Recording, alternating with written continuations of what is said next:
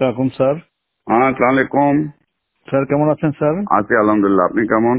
Sir ভালো আছি sir. আমি আপনাকে একটু আগেও বলেছিলাম জি স্যার। এখানে একটা সমস্যা হচ্ছে, হয়তো আপনার অফিসটা একটু বুঝতেছে না। ইউ সি, নর্মালি আমরা যখন ওয়ার্ক পারমিটটা দেই, জি স্যার। ওয়ার্ক পারমিট বিডা থেকে যখন আমরা রেকমেন্ড করি, জি স্যার। তো এনএসআই এর মেন জবটা হইল to look at it from a security angle, G sir. that whether these people have any security risk or not, and আপনারা আপনার ক্লিয়ারেন্স দেন। ট্রেডিশনালি এটাই হয়ে এসছে। জি স্যার। আর আমরা করতেছি কি, আমাদের একটা লেড আউট পলিসি না থাকলেও জি স্যার। আমাদের থার্ড পার্টি যারা অনেক জায়গা হয় কি, স্পেশালি আপনার সফটওয়্যার কোম্পানিগুলিতে, জি স্যার। তারা এখানে কন্ট্রাক্ট, গভর্নমেন্টের কন্ট্রাক্ট, অন্য কন্ট্রাক্ট পায়, তারা কিন্তু as workers they bring in not direct work permit people হিসাবে, they bring in as contract workers. Sir sir. তো একটা কোম্পানি আপনার সাথে বোধহয় দেখা করেছিল। আমি আপনি টাইম দিলে she will meet you again. হ্যাঁ স্যার, আসছিল স্যার। হ্যাঁ, আসছিল স্যার। তো ওটা আবার আপনি বলেছিলেন আমরা রিভিউ করে পাঠাইতে, আমি হোম মিনিস্টারকে বলে আপনাদের কাছে রিভিউতে পাঠাই দিয়েছিলাম। জি স্যার। ওটা আপনারা আবার না করে দিয়েছেন। জি স্যার। আপনারা করেছেন না অন দ্য গ্রাউন্ড দ্যাট বিডার কোনো পলিসি নাই এটার ব্যাপারে। Exactly sir. ওটা তো আপনাদের দেখার ব্যাপার না। পলিসি আমার আছে কিনা, that is not, you see whether the security clearance আছে কিনা, whether they are security or not secure, ওটা তো আমার ওয়ার্ক, আমি হোম মিনিস্ট্রির সাথে বিডা বুঝবে। স্যার ঠিক আছে স্যার। এখন স্যার আমি দু একটা আসপেক্ট একটু আপনাকে বলি। হ্যাঁ, যেই লোকটা ভাড়া দেখাচ্ছে 30,000 টাকা, বাট সে 3 লাখ টাকার বাসায় থাকতেছে, so he is not paying tax because he is showing 30,000 টাকা house rent. 2,30,000 টাকার যে বাকি যে 3 লাখ টাকা যে বাসা থাকতেছে, যেটার জন্য এডিশনালি সরকারকে পে করার কথা, সে তো সেটা করছে না স্যার।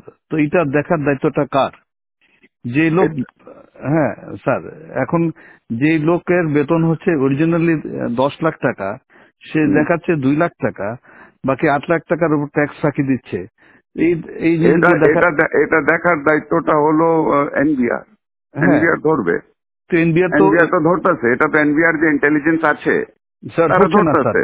না, ধরছে, অনেকগুলিকে ধরেছে, অনেকগুলিকে ধরছে, এয়ারপোর্টে আমরা আটকাই দিতেছি। স্যার, যেই লোক আগে আসছে সে 8 লাখ টাকা বেতনে ছিল, এখন সে 2 লাখ টাকা বেতনে এখানে চাকরি করতেছে। তো বিদেশিরা এত দেশপ্রেমিক তো হয়ে যায় না যে আমার দেশে 8 লাখ টাকা বেতন ছিল 2 লাখ টাকা কাজ করবে। সুতরাং আমাদেরকে তো এইগুলো যখন অবজেকশন দিয়েছি, তখন সে তার বেতন আবার বাড়ায় 6 লাখ টাকা করেছে স্যার।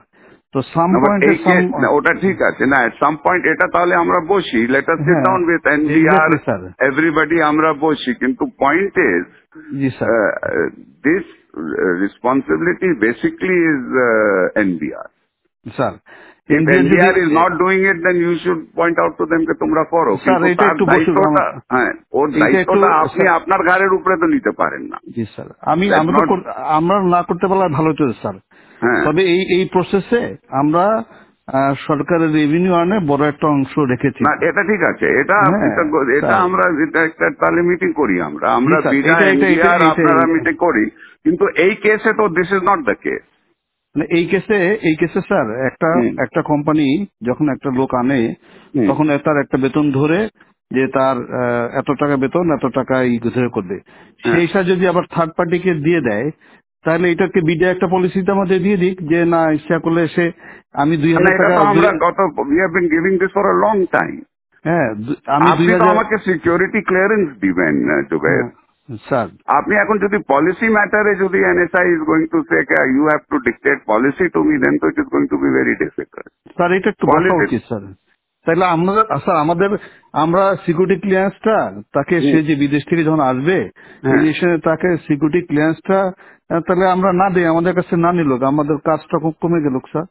আমরা কাজ হোয়াট ইজ আপনার এখন যে হোয়াট ইজ ইয়োর টিওআর, আপনার থেকে যে সিকিউরিটি ক্লিয়ারেন্সের জন্য আসে, হ্যাঁ, এতদিন তো এটা তো অনেক দিন থেকে করে আসতেছে। হোয়াট ইজ ইয়োর আপনার টার্মস অফ রেফারেন্সটা কি? আমরা এটার ভিতর দেখি যে সে সরকারের মানে প্রথম কথা হচ্ছে যে সিকিউরিটি পার্সপেক্টিভ থেকে তার এমনি তার কোনো নিরাপত্তা হুমকি না। 2 নম্বর হচ্ছে যে কোনো ব্ল্যাকলিস্টে আছে কিনা। জি স্যার। 2 নম্বর হচ্ছে ইকোনমিক সিকিউরিটি পার্সপেক্টিভে সে সরকারের ফাঁকি টাকি দিয়ে কোনো জায়গা থেকে সরকারের ক্ষতি করছে কিনা এটাও আমরা দেখি স্যার। এখন আমরা যদি বলে সরকার যদি বলে না এটা দেখার দরকার নেই, আমরা ক্লিয়ারেন্স করতেও রাজি নেই স্যার, আমাদেরকে অনেক ইম্পর্টেন্ট কাজ আছে। কিন্তু যখন একটা লোক ফাঁকি দিয়ে যার বেতন 10 লাখ টাকা, সে 2 লাখ টাকা বেতন দেখায় বিদায়ের সাথে হাত মিলায়া সে যখন সরকারকে ফাঁকি দিচ্ছে, তখন কেউ না কেউ তো দায়িত্বটা নিতে হবে স্যার। না না, বাট এটা তো আপনার ঠিক আছে, আমি দেখি, আমি প্রিন্সিপাল সেক্রেটারির সাথে কথা বলি। জি স্যার, আমার যতদূর মনে হয় দিস ইজ নট, এতদিন তো ছিল না, এটা তো নতুন, আপনি ডিজি হয়ে এই প্রবলেমটা আমি 2009 সাল থেকে এই প্রতিষ্ঠানে আছি। I work as director external, এবং যারা এরকম ট্যাক্সের ফাঁকি দিচ্ছে এই বিষয়গুলো সবগুলো আমরা এইভাবে করে ধরেছি, এবং আমরা যখন অবজেকশন দিয়েছি ওরা আবার বেতন বাড়ায়, যেটা লিগাল যে পায়, যে বাড়ি ভাড়া যা 3 লাখ টাকা দিয়ে করতেছে সে তখন 3 লাখ টাকা বাড়ে ওটার উপর সরকারকে ট্যাক্স দিয়েছে স্যার। চিটাগাং পোর্ট দিয়ে স্যার হাজার হাজার গাড়ি আসে, ওগুলো আটকাই ওরা ট্যাক্স দেয়। So I am adding value tax to the government. Although এখন বলবেন যে না এটা তো রেসপন্সিবিলিটি না স্যার, এটা যদি সরকার বলে দেয় যে না এগুলো করার দরকার নেই, আমরা কিছু করবো না স্যার, আমাদের কাছে ক্লিয়ারেন্স না পাঠাইলেও তো হবে না স্যার। কিন্তু বিডা আমাদেরকে বলতে হবে যে তারা যদি জাস্টিফাই করে যে একটা লোক বিডা যদি কম্প্রোমাইজ না হয় আমাদের তো কোনো অসুবিধা নাই স্যার। আমাদেরকে একটু ক্লিয়ারলি বলে দিক স্যার যে একজনের জন্য নিয়ে এসে একজনকে দিতে পারবে, বা 2-3 হাত ঘুরে এসে লোক কাজ করতে পারবে, আমাদের কোনো অসুবিধা নাই স্যার। একটা মিটিং হলে ভালো হয় স্যার, আমাদের জন্য সুবিধা হয় স্যার। আমি দেখি, আমি একটা মিটিং এর ব্যবস্থা করি, আমি প্রিন্সিপাল সেক্রেটারির সাথে কথা বলি। এটা একটা we need to get A clear guidance on this.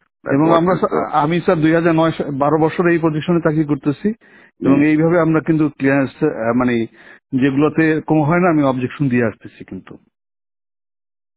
এবং এই প্রতিষ্ঠানটা একটু ম্যানিপুলেশন বেশি চেষ্টা করতেছে, এবং বাট আমরা এরকম কেস খুব রেয়ার পেয়েছি যারা একজনের জন্য নিয়ে এসে, আমি নিয়ে আসলাম একজনকে বিদেশ থেকে, এসে আবার আর এক কোম্পানিকে দিলাম, এই কেস প্রথম আমরা পেয়েছি।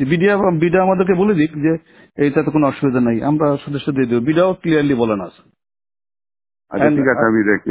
আর আপনাকে একটু জানাচ্ছি, BIDA is a compromise organisation sir,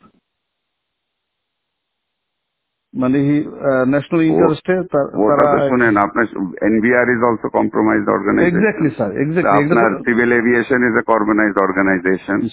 আপনার সব থেকে বড় কম্প্রোমাইজড অর্গানাইজেশন ইজ দুদক। জি স্যার।